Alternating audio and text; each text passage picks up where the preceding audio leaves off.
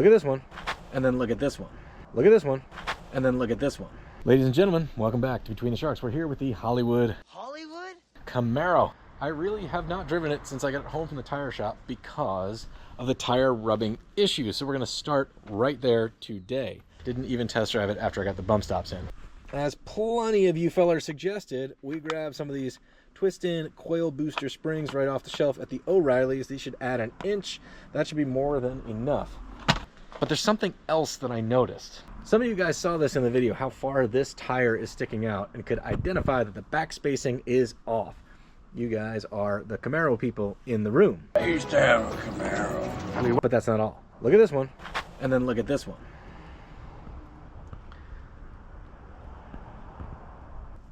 You guys see what I see, right? That ain't right.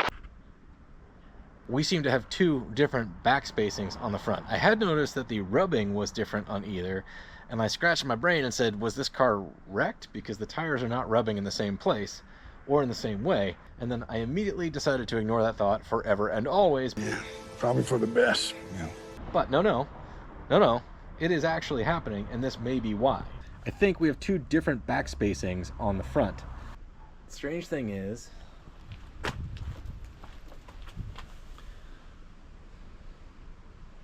just eyeball wise, we seem to have the same back spacing on both sides of the rear. So that means we have one oddball rim, it seems like. So also while eyeballing this, that's a Yukon gear and axle sticker. It's a clue to something. Could be just a sticker. Doesn't look particularly special. That's weird. Did it break one axle? Alright, one of you Camaro fellers, tell me why this one is like this and this one is like this. Did it break an axle at some point? I'm gonna have to let that one marinate for a minute.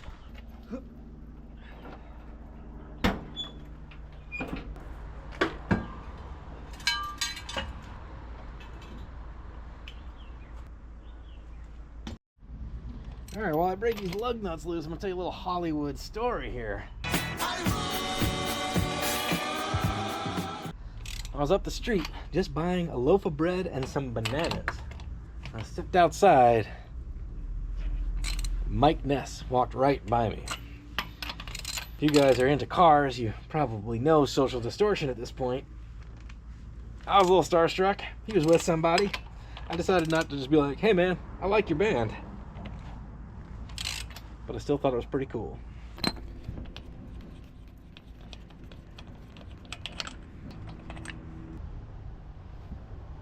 Here I'm taking this wheel off and I'm realizing I did not measure the distance to see how much of a difference these things even make. We'll measure the other side before we disassemble that one. It's gonna be fine. There are some markings in here. We discussed some of that last time. Speaking of last time, if it's your first time here, I'm Ryan, welcome aboard. There are a bunch of other videos starting this whole Hollywood Camaro project process. Check those out. Anyway, we determined that these are Ultra wheels. This company still exists. They still make their Series 62 wheel, which this is 15x7 labeled right there.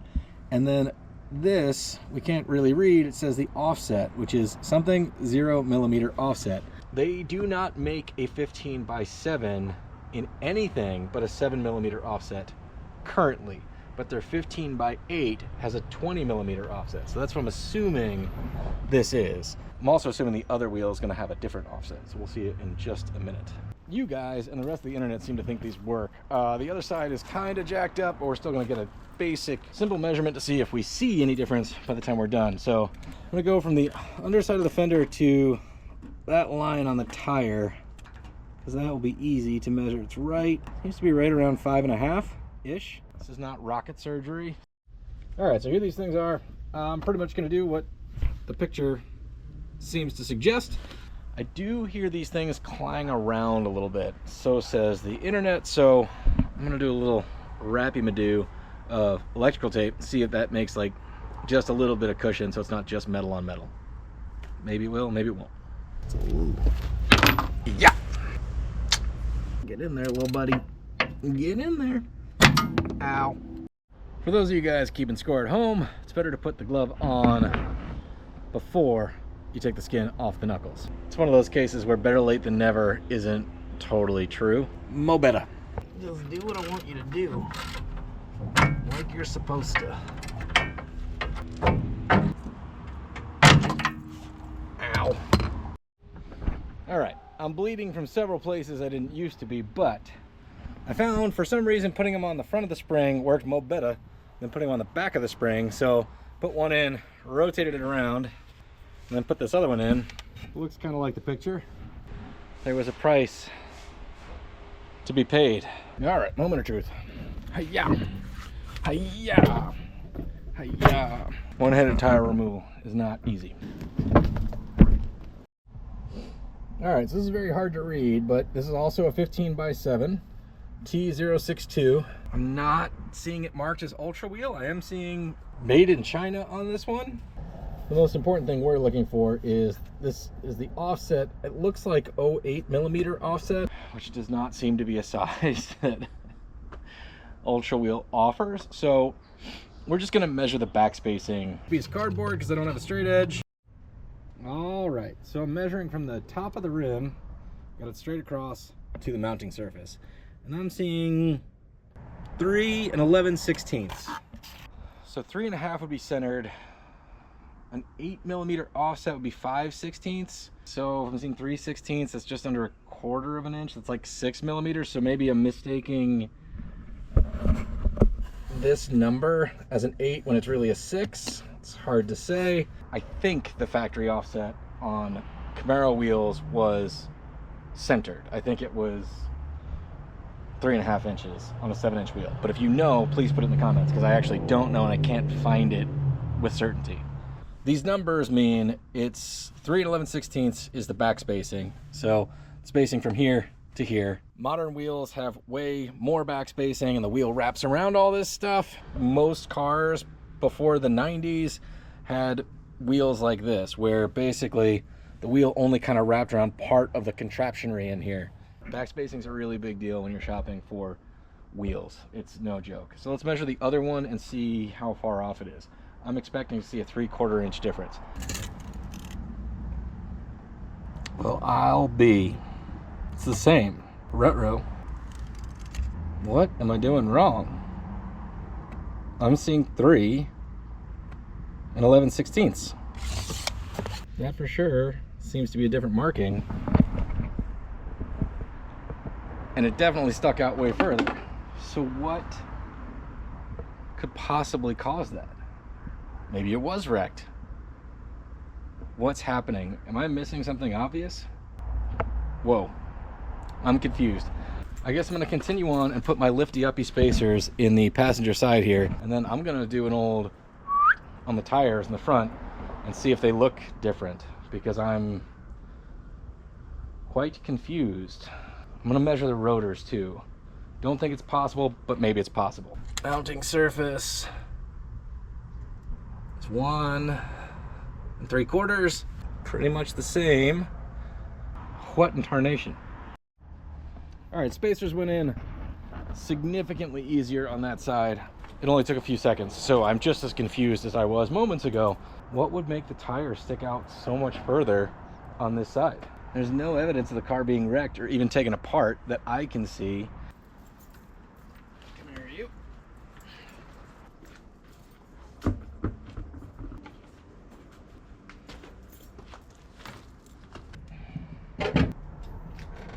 All right, we swapped wheels. It's still in the same place, tucked under the fender, which I'm worried, but I don't even have a theory about what could be happening here.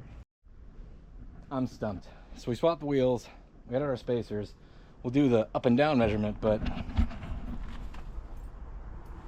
we are tucked way under there. And on this side, I mean, at the same point, I was tucked all the way into this knuckle. In the last video, I used this kind of scientific measuring system here. So we have gone up a little bit, but why is this tire so much further out than the tire on the other side? This driveway is not level, but it's not crazy out. You can see right here, coming in from the marker light,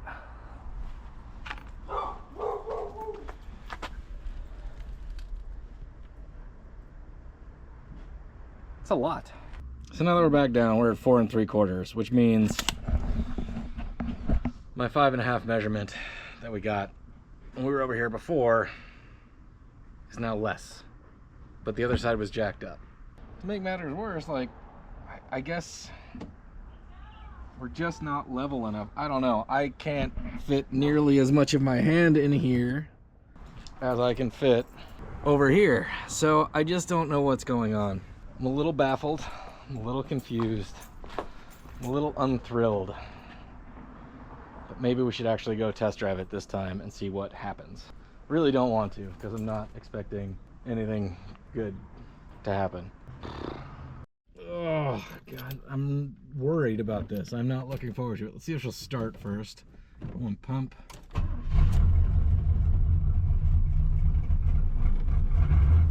right, I can get into that.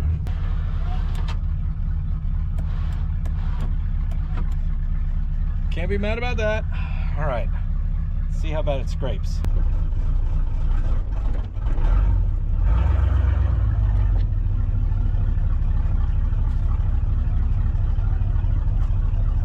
It's also the first time I've driven it since I changed the tension on the power steering belt.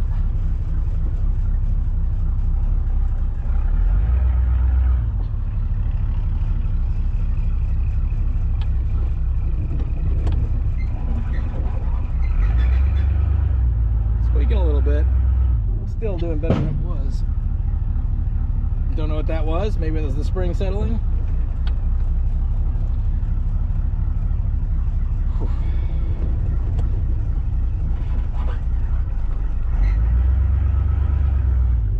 This driveway is incredibly steep into the road. And I can't see nothing. All right, here we go.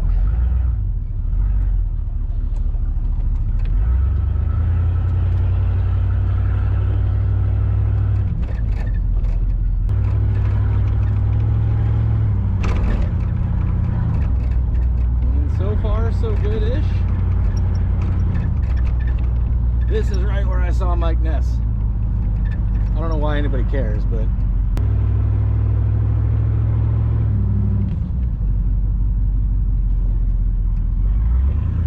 pull into a parking lot, come in a little hot, see what we get.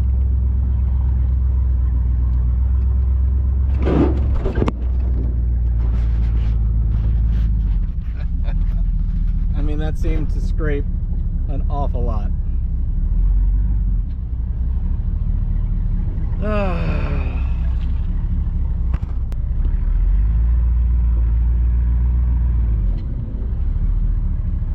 Heard rubbing on that one.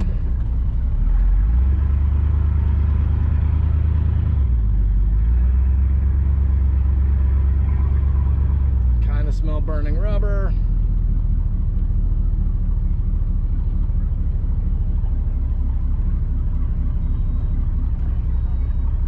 We're gonna head back and see if we can see, like the regular driving, it's okay, but big turns, big bumps,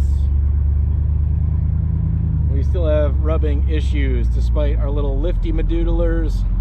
It's handling the regular bumps okay. Pull into the driveway, see what happens.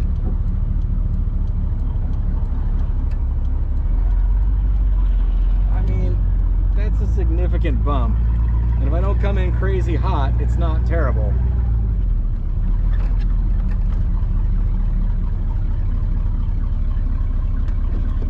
That's the first time I've driven it since I got tires on it. That's insane.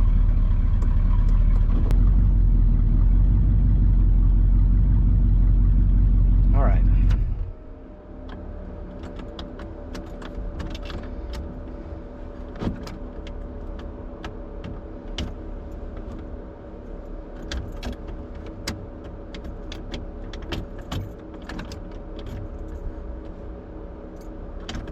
weird, the fan's still on.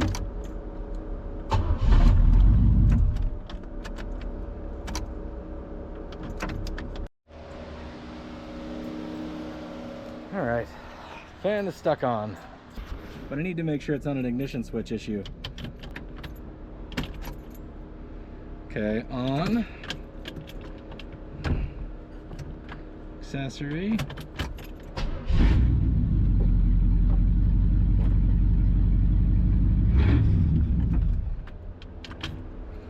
All right, let's check the relay.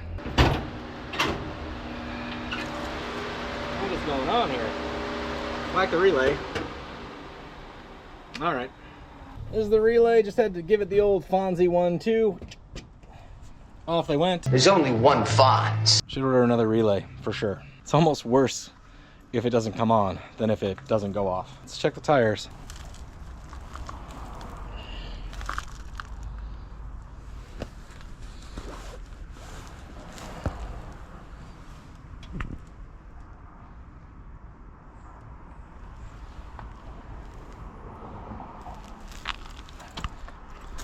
I mean, I don't really know what I'm looking for outside of gouges. Definitely have some new marks in there, it seems like. Looks like right on the edge, right there.